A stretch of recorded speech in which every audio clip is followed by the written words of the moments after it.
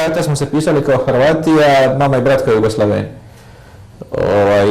Ali bez neke sad da sam ja sam danas žešći Jugoslaven od nikoga, dakle bez da nešto, ali mi smo recimo kao, kažem, otac mi je zaista cijeli život pisao hrvatskom varijantom jezika i sve, ali kad god izbjegala Jugoslavija, na primjer kad bi išla himna Lijeha i Slaveni, mi bi se u stanu digli na noge i slušali tu himnu. Ja danas kad čujem lijepu našu, ja molim da Hrvatska izgubi, dakle meni Hrvatska ništa ne predstavlja.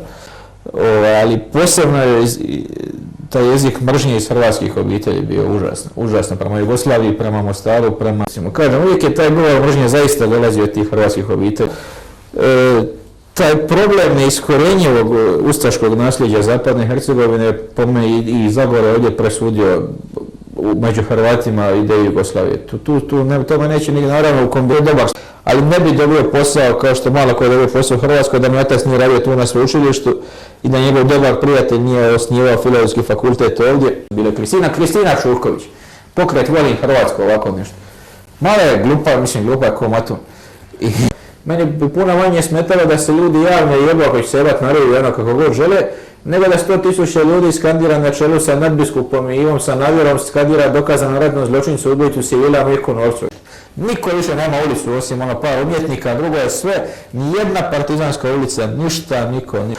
Ali još uvijek niko nije spomenuo recimo rat u Bosni i Hercegovini na način što su Hrvati tamo radili, još uvijek niko nijednom udžbeniku ne piše osim o jednoj općenitoj rečenici za zločine nakon liste. Ovo je atmosfera linča koja se desila nakon oslobađajuće presude Gotovini je nešto što je, ja sam se recimo šokirao, ja sam imao nastavu taj dan i dobro, ajde, nema veze, nek se objavi, ima mi se. Ja sam imao nastavu taj dan u 10:30, prije mene ima moj dekan koji sam mogao odsjeka s povijesti, koji je sam nam jako ugodan, drag, sve skupo, ali klerikalac, jednostavno desničan. I ja dolazim na nastavu, tamo je triumfalna atmosfera, dakle, meni studenti, profesora ćemo li pit, mislim, to je jedno svođenje, barem u Splitu, a vjerujem da tako bilo u Zagrebu, iako ne na fakultetu baš.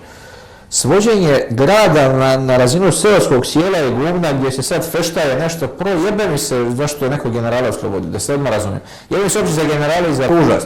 Ja sam taj dan bio toliko potresen, ne radi samo Gotovine i presude, to je sasvim neka druga tema, nego radi reakcije na